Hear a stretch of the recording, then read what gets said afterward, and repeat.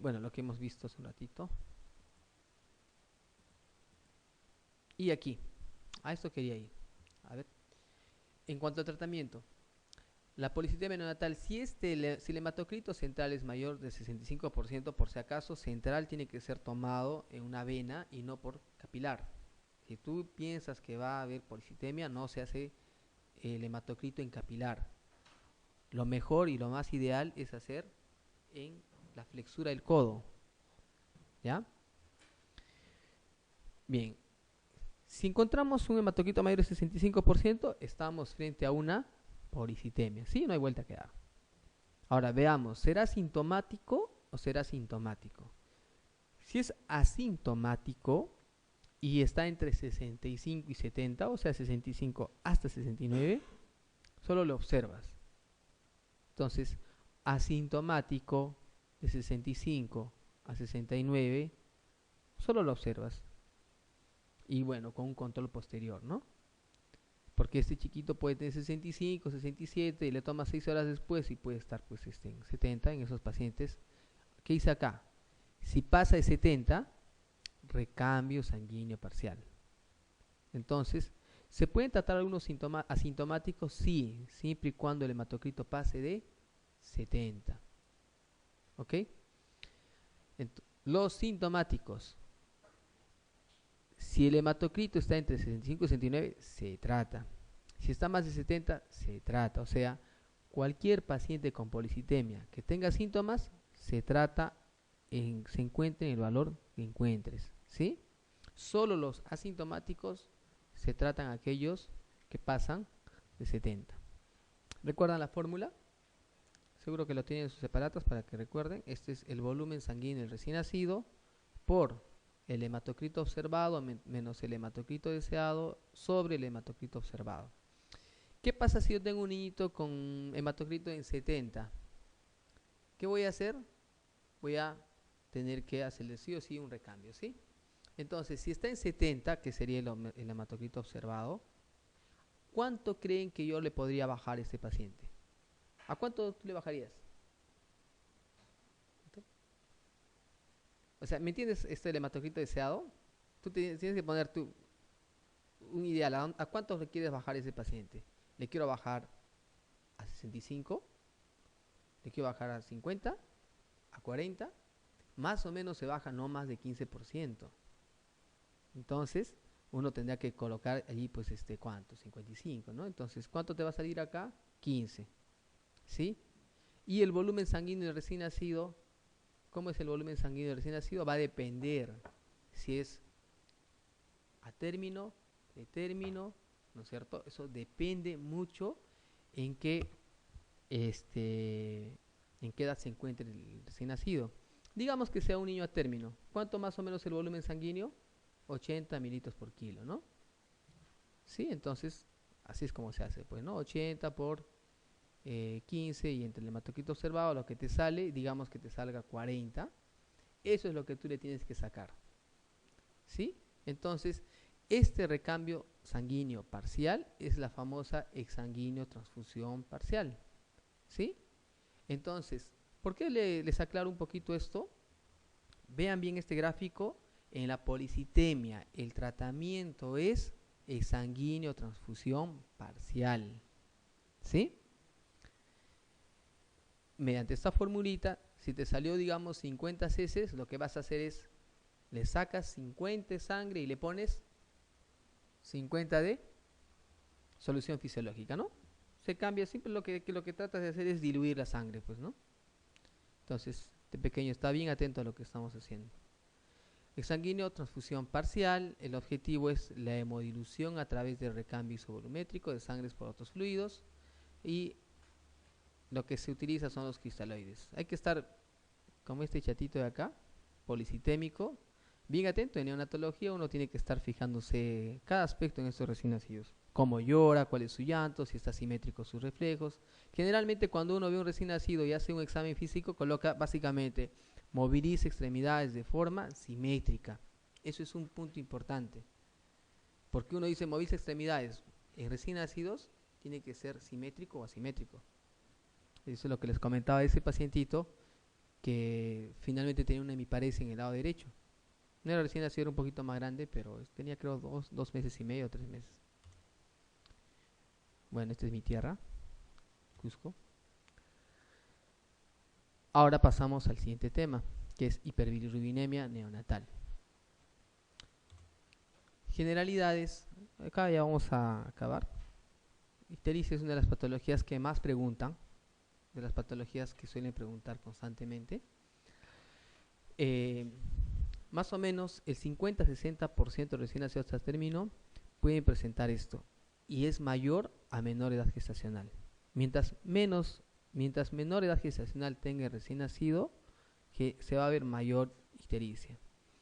Esa es una de las patologías más frecuentes. En un libro yo revisé, decía, el signo clínico más frecuente en el humano, dicen que es la ictericia. ¿Por qué? Porque casi todos los recién nacidos en algún momento hemos hecho, probablemente nunca nos han diagnosticado o no se requiere un tipo de tratamiento, ha sido fisiológico probablemente, pero es uno de los signos más frecuentes. Sabemos que la ictericia como tal es solamente un signo, ¿no? Aparece cuando la bilirrubina sérica pasa 5 miligramos por decilitro. La ictericia en el periodo neonatal generalmente es fisiológica. Sin embargo, así como esta fisiológica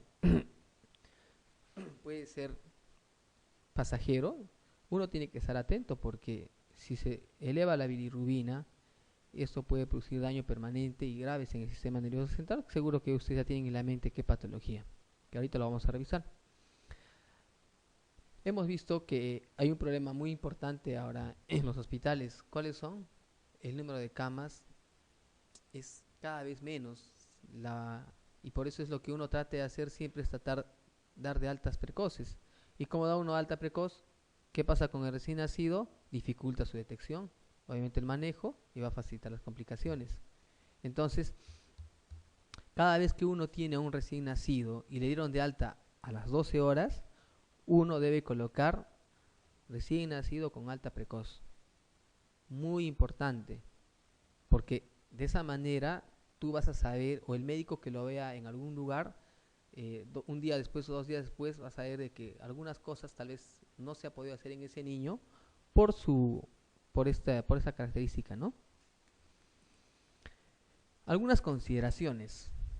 La vida media del glóbulo rojo neonatal va de 60 a 90 días. Es distinto al nuestro, ¿no? ¿Cuánto es el nuestro? 120, ¿no? Por lo tanto, en estos neonatos va a existir un aumento en la producción de bilirrubina. La membrana del glóbulo rojo es frágil. Como es más frágil, va a vivir menos tiempo. Existe mayor volumen de glóbulo rojo neonatal, aumento de eritropoyetina. Mientras más pequeño sea, ¿recuerdan la fórmula que les dije de recambio en la policitemia?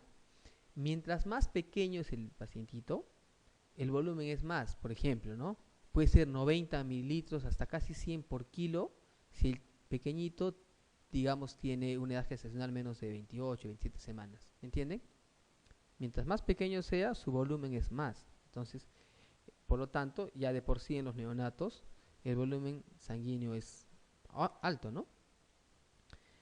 Existe de por sí también en un neonato un déficit en el glucuroniltransferasa. ¿Qué hace esta glucuroniltransferasa? ¿Recuerdan? Ahorita lo vamos a ver. Y tiene menor poder de adaptación. Existe una inmadurez en el sistema de conjugación. El hígado obviamente no es tan maduro y por lo tanto va a existir una inmadurez y por lo tanto va a existir una limitación para la conjugación de la bilirrubina.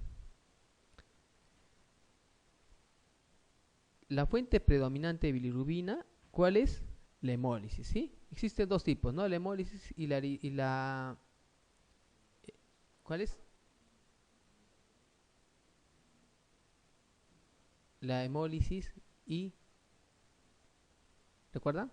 Esto es hemólisis básicamente de los glóbulos rojos y el otro es la eritropoyesis ineficaz, ¿no es cierto? Esa que también se puede dar en los recién nacidos.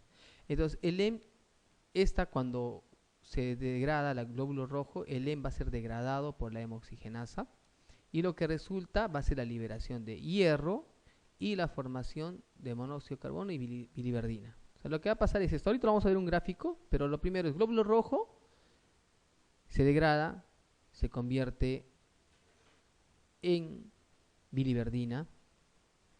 Esta biliverdina en la sangre es reducida a bilirrubina por la biliverdina reductasa. Hasta ahí seguimos en la sangre, ¿sí? Entonces, esta biliverdina se convirtió en bilirrubina por medio de la biliverdina reductasa. Esta bilirrubina, ¿dónde va a entrar? Recién al hígado. Y por medio de algunas ligandinas, ¿recuerdan? La ligandina X y Y, va a ser modificada a una forma conjugada excretable. O sea, la biliverdina indirecta o no conjugada, antes que entre al hígado, estamos hablando de los hepatocitos, porque obviamente se van... ¿Qué va a pasar? Tiene que conjugarse y recién de esa manera entra al lumen intestinal, ¿sí? Es desconjugada por la flora bacteriana, luego esta bilirrubina se reabsorbe y luego una parte de la bilirrubina va a pasar por las heces y otra parte va a ser reabsorbida, ¿sí? Entonces, ¿recuerdan esto? Hematopoiesis inefectiva, y por la hemólisis de los glóbulos rojos, el 75% es por lisis, ¿sí? Bueno, lo que se va a producir es la biliverdina reductasa. Esta biliverdina por medio de la biliverdina reductasa se va a convertir en bilirrubina indirecta, ¿sí?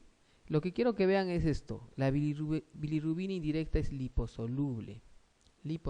Por lo tanto, este no puede pasar directamente a la parte entérica, ¿sí? A la parte intestinal, porque esto va a pasar por medio de los conductos.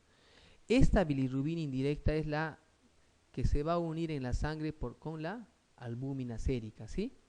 La bilirrubina indirecta, al unirse con la albúmina sérica, va a ser transportado, va a llegar al hígado. ¿Y qué pasa si no hay mucha albúmina? Va a quedar bastante bilirrubina indirecta suelta. La bilirrubina indirecta es la que produce alteración a nivel cerebral, ¿no? No la bilirrubina conjugada. La bilirrubina indirecta, que no está unida a albúmina sérica, es la que va a producir alteración. La bilirrubina indirecta no conjugada, que se une a la albúmina, va a llegar al hígado mediante las ligandinas X y Y mediante la glucuronil transferasa. Eso es lo que hace, ¿no? La glucuronil transferasa convierte la bilirrubina indirecta en bilirrubina directa. Entonces, existen dos complejos enzimáticos, ¿no? La biliverdina reductasa, que convierte a bilirrubina indirecta, y la glucuronil transferasa, que convierte la bilirrubina indirecta a bilirrubina directa. Esta es hidrosoluble. La otra es liposoluble, ¿sí? Luego de esto va a pasar a los canáculos biliares, luego al intestino. Allí, por medio de algunas enzimas, ¿no? Se van a convertir en bilirrubina, que va a pasar por la parte fecal, y otro va a realizar una circulación enterohepática. Recordamos que la bilirrubina, lo que se produce es, esta bilirrubina que se produce en el feto, pasa por la placenta y el hígado materno es quien va a metabolizar. Sin embargo, el metabolismo debe ser asumido por los respectivos órganos del sistema y sistemas de recién nacido cuando él, obviamente, bueno, valga la redundancia, nace, ¿no? Entonces se necesita, por lo tanto, una adecuada maduración, y en estos recién nacidos la maduración es pues bastante disminuida, ¿no? Acá, bueno, este es todo un cuadro bastante grande, como al inicio se produce un aumento de la producción de la bilirrubina. Todo este complejo enzimático a nivel hepático va a existir una limitación para la conjugación. Hemos visto ya que esta bilirrubina más la albúmina sérica va a llegar al hígado, y aquí lo que va a suceder es que en el hígado, por medio de la glucuronil transferasa, se va a convertir en bilirrubina conjugada.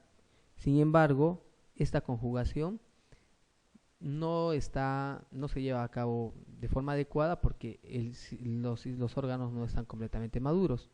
Luego esa bilirrubina conjugada va a pasar por los conductos, ¿no? Los canales biliares a la parte entérica, y lo que se va a observar allí es que se va a observar una circulación enterohepática u otros van a irse por la parte de por las heces, ¿no?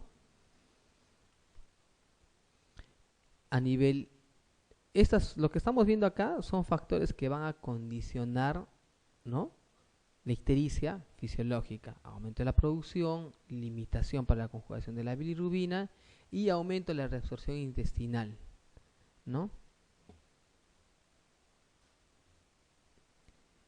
¿Qué es lo que tenemos que ver en un recién nacido? ¿O cuál es la aproximación clínica? Un recién nacido terminó con ictericia, fundamentalmente descartar una causa patológica, primero, ¿sí? O es fisiológica o es patológica. La primera y más frecuente en las patológicas es la hemólisis, ¿no? ¿Qué debemos de considerar? Una buena anamnesis, niños anteriores con enfermedad hemolítica. Esto es muy importante. Estaría muy mal que nosotros tengamos un niño que haya hecho ictericia por hemólisis y que no se tome en cuenta ningún factor cuando esta señora esté embarazada de otro niñito, ¿no? Entonces, incluso lo que se hace con niñitos, que lo vamos a ver en otra clase, la enfermedad por isoinmunización RH, lo que ni bien uno capta una mamá con RH negativo y su esposo RH positivo, lo primero que tiene que hacer es captar a la mamá, indicarle que su parto tiene que ser dado en un establecimiento de salud de alta complejidad o de nivel 3 para arriba, y segundo, que ya una vez captado en un hospital, se le debe concientizar de que debería de tener incluso sangre guardada, ¿entiende? Entonces eso es importante. Muchas veces hemos tenido niñitos con alteraciones, incluso con antecedentes, y una vez que nace, eso se debe detectar de inmediato. Se toma sangre del cordón, uno toma algunos criterios, la bilirrubina que pase. Si un niñito que ni bien nace pasa de 5, ese chiquito ya definitivamente, ni bien nace, estamos diciendo, ¿no? O tengo un hematocrito menor de 32, se tiene que hacer una sanguíneo transfusión total. Entonces, son criterios que uno toma, pero uno tiene que anticiparse, ¿no? Ya conseguir sangre en ese momento para ese niño es bien difícil. No debe conseguir sangre de RH negativo.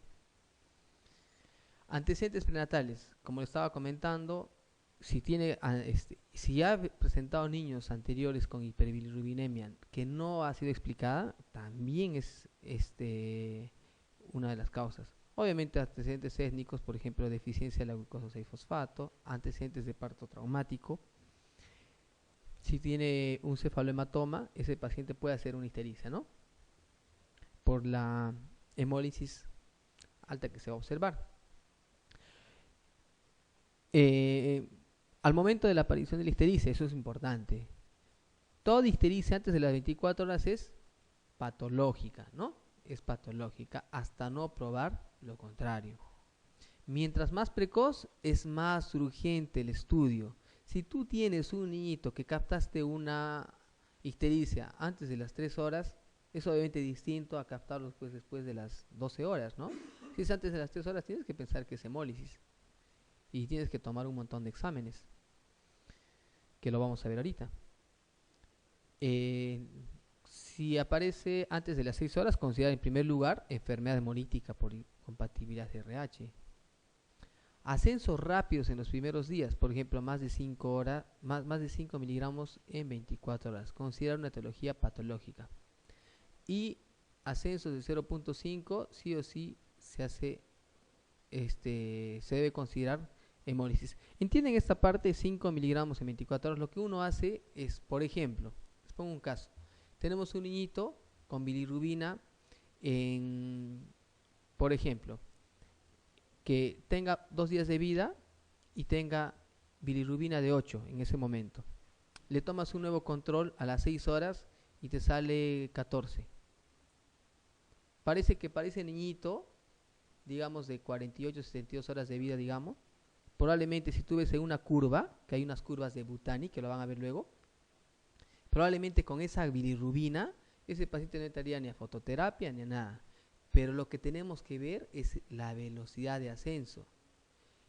¿Alguien tiene calculadora? ¿Cuánto sería de 8 a 14? ¿Cuánto ha subido? 8 a 14, 6. 6 entre cuántas horas? ¿Me entienden, no? Lo que quiero decir es, digamos que eso haya pasado en 6 horas, 6 entre 6 es 1, 1 es demasiado, o sea, la velocidad de ascenso es 1 miligramo por hora. Si ustedes dividen 5 entre 24, 5 entre 24 sale 0.2. O sea, velocidades de ascenso más de 0.2 miligramos es patológico y ese paciente requiere fototerapia. ¿Sí? Esto creo que es 14 entre 24, me parece. Pero digamos, ascensos de 0.5 miligramos por hora, tienes que considerar sí o sí hemólisis y probablemente este paciente requiera exsanguinotransfusión. Entonces, hay algunos conceptos que uno toma para hacer fototerapia o para hacer exsanguinotransfusión. Para fototerapia, las curvas, y según la edad gestacional que se encuentra, mejor las horas de vida que tiene, y lo otro es la velocidad de ascenso. ¿Ok? Entonces, dentro del examen físico, pues uno tiene que hacer un examen completo, buscar y orientarnos de forma especial, buscar hematomas, equimosis, hepatosplenomegalia, evaluar la intensidad de la ictericia de acuerdo a su progresión céfalo-caudal, ¿no? Ustedes saben que la ictericia es céfalo-caudal. Y acá hay una regla, ¿no? Que esto es de Kremer. Por ejemplo, acá zona 1, zona 2, zona 3, hasta acá la parte del muslo, zona 4, que es hasta los pies, y zona 5, que es toda la parte de palmas y plantas, ¿sí? Zona 1, que va desde 4 a 6, zona 2 hasta 9, zona 3 más o menos hasta 12. Cuando ya uno llega a zona 4 tiene que asustarse, ¿no? Por eso es lo que normalmente hace uno cuando tiene ictericia, lo coge al niñito y empieza a presionar, ¿sí? Presiona, y si la ictericia crees que está a nivel de las piernas, de la pierna, uno ya tiene que considerar que ese paciente probablemente tenga más de 18, 15, 16, 17, 18, ¿no? Y si ya llegó a los pies, entonces lo que uno hace es en la misma palma y en las plantas. Y si ves que hay ictericia allí, ese paciente está con una ictericia patológica.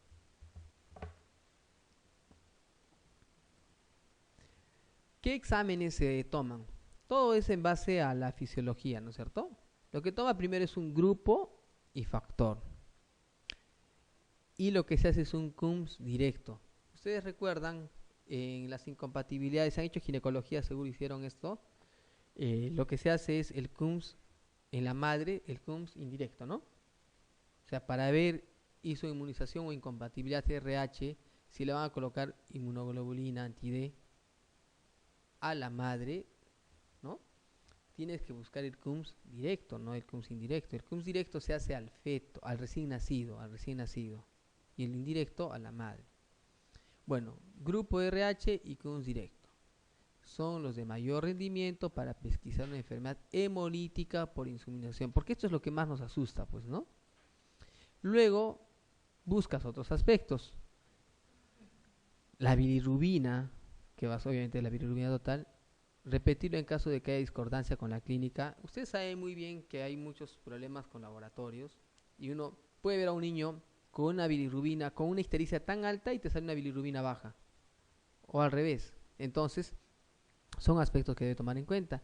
Y los otros exámenes que deberíamos de tomar es la hemoglobina, el hematocrito, reticulocitos, frotis y lámina, frotis, que es la lámina periférica, y algunos exámenes específicos dependiendo de con qué paciente te encuentres, ¿no? Qué tipo de alteración y a qué patología tú podrías estar asociando. Entonces, ¿qué se hace? Hematocrito, lámina periférica, reticulocitos para ver si hay mucha lisis o no, ¿no? El grupo y factor, el CUMS y la bilirrubina total. Son los exámenes que nos van a servir para determinar frente a qué paciente nos encontramos. No nos olvidemos que la leche materna y baja de peso están bastante asociados con ictericia. En la leche materna hasta ahorita no hay ninguna causa ya bien estudiada, ¿no? Hasta ahorita no está todo dilucidada como dice aquí. Y se creía antes que había un metabolito de la progesterona que era un pregnanolol, que sin embargo parece que esto no, unos decían que sí se ha asociado, pero hasta el momento no hay nada concluyente. Eh, el bajo peso también tiene que ver mucho. En cuanto a la ictericia fisiológica, se da en casi todos los recién nacidos. Es una elevación de la bilirrubina no conjugada durante la primera semana de vida. La resolución es espontánea. Miren, fisiológica dura hasta la primera semana, algunas veces 15 días, pero generalmente en la primera semana suele desaparecer. ¿Sí? Nunca es antes de las 24 horas. Antes de las 24 horas debe ser considerado como patológico, sí o sí. ¿Cuáles son los criterios de exclusión? Bilirrubina no conjugada. Entonces, para decir ictericia fisiológica, dos aspectos con respecto a la bilirrubina. Que la bilirrubina sea menos de 12. O sea, si es mayor de 12, debemos de pensar que esto no es fisiológica. Bilirrubina mayor de 15 en pretérminos, debemos de pensar que no es fisiológica. La velocidad de ascenso mayor a 5, ¿recuerdan? Velocidad de ascenso mayor de 5 es 5 entre 24, 0.2 miligramos por hora. O sea, si hay una velocidad de ascenso mayor a 0.2 miligramos por hora, debemos de pensar de que no es fisiológica. Y si la bilirrubina conjugada, porque la ictericia fisiológica es generalmente por a predominio de la bilirrubina indirecta, ¿no es cierto? Si es mayor de 2 miligramos, debemos de pensar que no es fisiológico. La ictericia clínica persistente, bueno, esto sí, de verdad tengo bastantes bibliografías que he visto. Unos te dicen más de una semana, otros te dicen 14 días. La mayoría, bueno, acá le puse una semana, pero la mayoría ponen acá 14 días. Acá les voy a pedir que le pongan 14 días, ¿sí? Y acá 21. Entonces, 14 días generalmente en recién nacidos a términos y 2 a 3 semanas en pretérminos. O sea, ¿qué quiere decir? Existe una ictericia fisiológica y también existe ictericia persistente. Cuando hay niños con ictericia persistente, ¿a qué patología debemos de pensar? Al toque, uno tiene que pensar siempre en hipotiroidismo. Entonces, no se olviden, niños hipotiroideos, niños con ictericia, macroglosia, hernia umbilical, fontanela grande, ¿qué debes pensar? Hipotiroidismo, ¿no? Fontanela grande, macroglosia. Bueno, mientras más grande sea, ya lo que se asocia es pues estreñimiento, ¿no?